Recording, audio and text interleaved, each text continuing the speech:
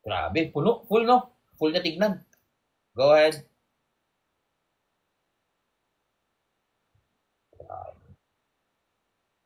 Kita nyo kung ano yung solid, yes. Tingnan nyo yung shoulder to waist ratio niya. Kung paano siya umanggulo. Release hangin para lalong lumabas yung sa may obliques. Yan. Go. Paldo. Exactly. Kita nyo yung dibdib niya. Yan yung sinasabi ko sa inyo kung full yung dibdib nyo. Napakaganda tingnan. Tingnan nyo yung upper chest niya.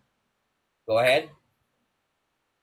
Kita nyo yung transition. Importante yun. Sa mga nagbabalak mag-compete yan, yung transition in every pose, importante yun. Yun, grabe na yan. Iinsa na yan. Lapad, hindi siya magkasya sa screen, bro. Hindi ka magkasya sa screen, bro. Sobrang laki mo. Grabe. Ang ganda ng real depth, even the shoulder.